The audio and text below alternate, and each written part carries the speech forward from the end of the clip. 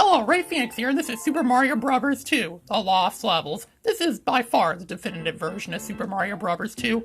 This is definitely what Super Mario Bros. 2 should have been. We should have gotten this game in North America originally, but no, instead we got a rip-off of Doki Doki Panic, which just says Doki Doki Panic with the Mario characters. We should have got this game instead. This game isn't that challenging. People say it's very challenging, but it's not really that challenging. It's actually kind of entertaining, and it's actually, just average, really, in terms of challenge for what you expect for a Mario game, because Mario games typically are very challenging, and people say 2D games are more difficult than 3D games. That I kind of disagree with, because in 3D games, you could go in 360 directions for the most part, but in 2D games, you can only really go in two directions, up and left or right, so, it's a lot simpler. It's two directions, so that's obviously a lot simpler. And so this game was the first to introduce the poisonous mushrooms, and Luigi's a fully fledged playable character in this game. This game's only one player, which kind of sucks, but yeah, that's what they did. Please gotta play as Luigi. He comes in handy a lot of the time too. He can jump higher. The only problem is when you play as Luigi, it feels like you're walking on ice, which, to make matters worse, there is an ice level later in this game too, so yeah, that's not that good.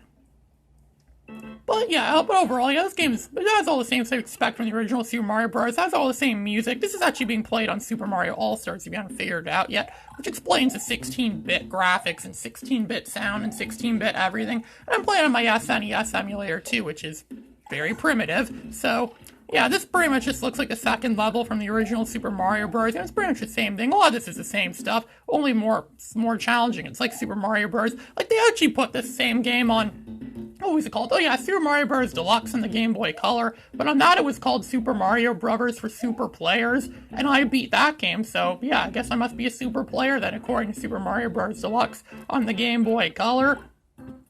Yeah, that's the only game I ever really owned on the Game Boy Color. I think I actually did own a Game Boy Color once for a very brief period of time, but it was very brief. I mostly had Game Boy Advance more, and I actually had more original Game Boy games too. I have Battle Arena Toshinden on the original Game Boy, but it only plays for like 5 minutes, then it freezes, which kind of sucks. I was going to use a ROM for that game anyways, so I'm going to make a video of that game in the future. Also, just a few days ago, I got Super Mario 64 DS on the Nintendo DS, so I'm making videos of that game eventually too. It looks pretty fun and enjoyable. The only problem is the controls kind of suck in that game, so yeah, that's the only thing that kind of ruins it. But this game has decent enough controls. It's not completely ruined. It only seems slippery when you play as Luigi, because he's Luigi, and there's squid flying in the air. I don't know how that's possible for squid to be flying around through the air, but apparently is. Especially if you play some of those, like Jumping Flash before, or not even Jumping Flash, so like those Darius games, those shooter games they have. They had one on the SNES called Darius Twin, and there's one on the Sega Saturn and the PlayStation.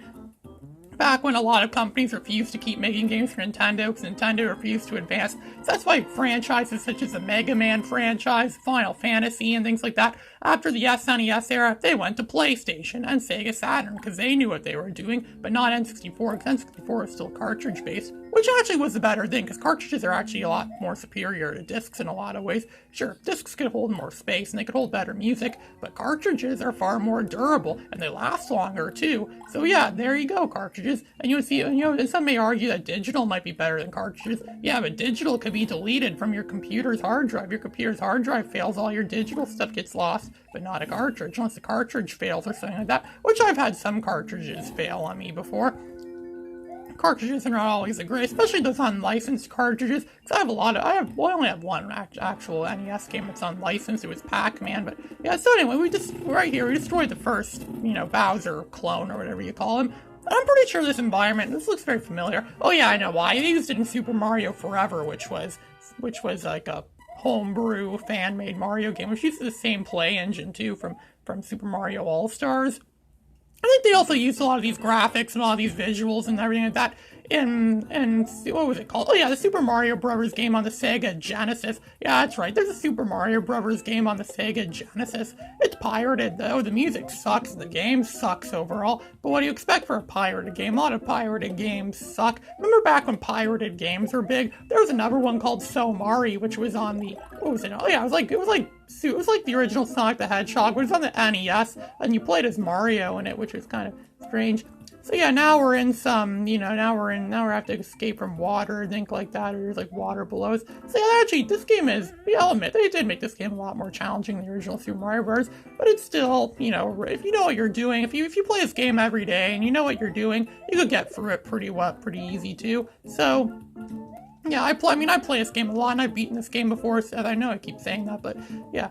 So yeah, see, we got these new launcher things that can throw us as far across levels. And look, there's Goombas there, so we can't do that trick I never figured out how to do. You know that trick where in the original Super Mario Bros. Where there's a Koopa in the shell, and you have to hit the shell, and you have to keep hitting it against that stair, then you get like a lot of lives. I've seen people do that before. I've never figured out how to do that before, but again, I'm a real gamer. I figure out how to play games without using simple cheats or tricks or things like that. Except for when I play Mega Man 1, I always have to use the pause trick on that yellow devil in Mega Man 1. That guy looks like he's made out of yellow Play-Doh or something like that. Then there's the green devil in Mega Man 8 that looks like a Jell-O commercial. I wonder if Bill Cosby had anything to do with that. So, now there's of course the same cliche, the Koopalings with those what do you call them, those Koopa paratroopers, something like that, or those, whatever you call those things, ones with the wings on them. And then there's a plant thing, that thing, and then there's more. Yeah, it's all classic Mario stuff. It's very cliche. Mario is a very cliche franchise if you take into perspective. But that's kind of how Mario is. He's the cliche video game. He's video game cliches in the form of a single video game. That's exactly what Mario is.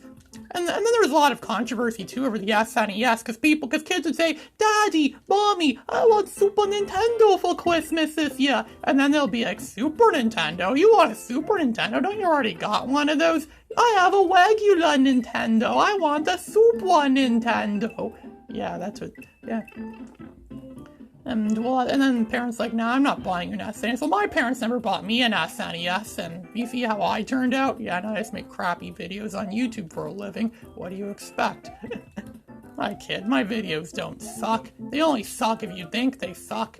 Which I guess a lot of people must think that then, because I don't have a lot of views on my, well then again, I don't have an awful lot of views on my channel. I'm still considered a petty YouTuber. I'm still not eligible for monetization yet. I wish I was eligible for monetization though. If I was, I would definitely monetize my videos and put ads on them. Not annoying ads, but then again, maybe it's better some ways, because a lot of people don't like ads on their videos. A lot of people are annoyed. You can't go for 3 minutes without an ad popping up. Kind of like how you have the Star Wars prequels. You can't go for 3 minutes without someone turning on a lightsaber, so yeah.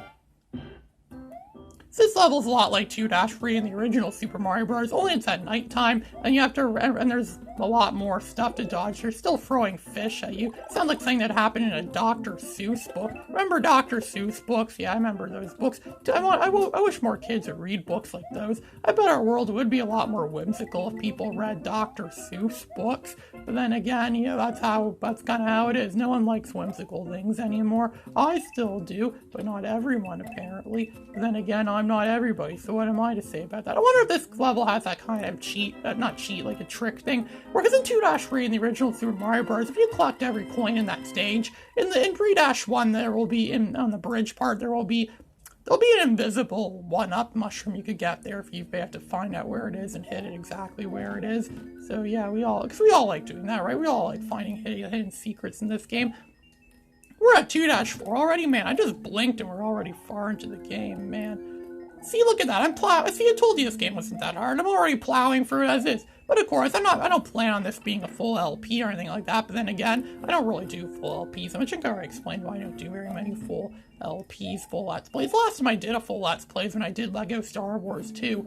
But that was kind of more of an obligation thing really. But then again, I did do a full Let's Play of Disruptor on PS1 and Star Soldier on the N64. And then we got rid of that Bowser clone. Yeah, it's just another clone that tells you that Obama raised your taxes again, or someone like that. Thank you, Mario, but Obama raised your taxes again, so you have to pay more for a bunch of taxes for things you're never gonna use, or no one else you'll ever know will ever use. Cause that's the way them Democrats are. They're always making you pay more taxes for things than they have you covered. And Republicans are kind of the same thing, but with a different name slapped on them, like Coke and Pepsi. I like Pepsi more than Coke, but then again, I just like Pepsi more. I think the logo is cool, and I think the name sounds a lot cooler too, Pepsi. Yeah. Pepsi sounds like something that's cool, something all the cool kids would drink. And so, ooh, hit that thing there with the mushroom, the green mushroom. And yeah, that's what it's like in this game. Actually, it would be easier if I had Luigi to jump on that thing, but then if I was Luigi, I'd probably go slip sliding around. So, you know, again, what do you expect? Mario and Luigi, they're like yin and yang. One wins or the other loses.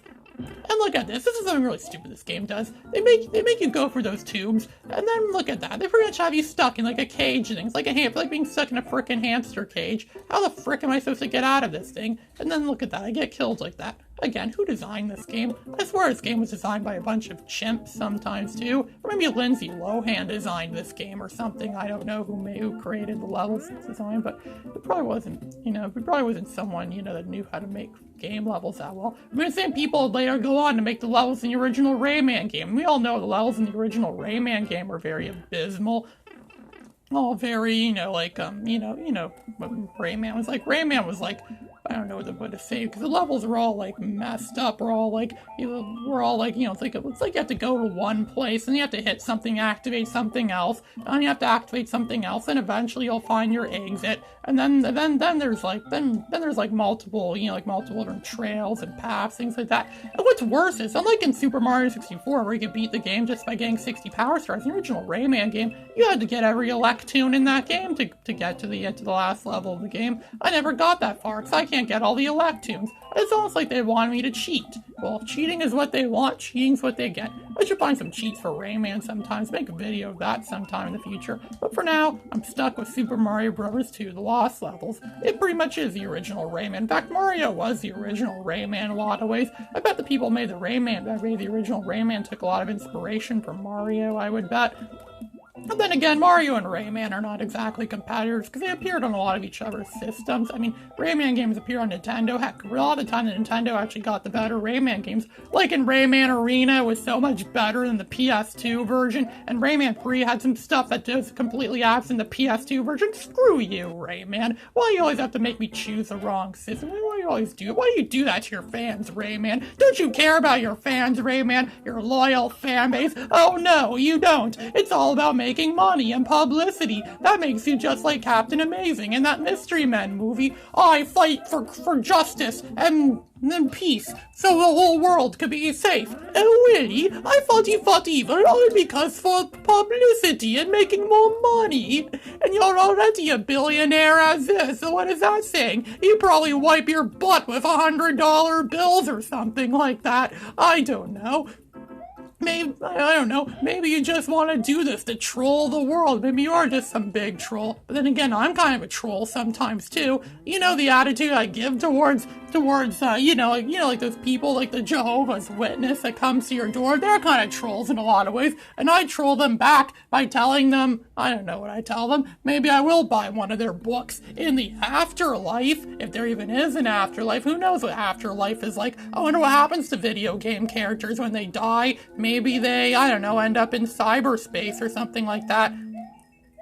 I don't know what happens, and quite frankly, I don't care. And furthermore, I have to leave this place, really, too. I just remembered I have a dentist appointment in 30 minutes, so I better get out of here quick and beat Bowser so I can get to my appointment. Imagine that. You're a superhero going through the bad guy's lair. You're far into the bad guy's lair, about to kick the bad guy's butt. Then you realize, I have a car insurance payment that's overdue.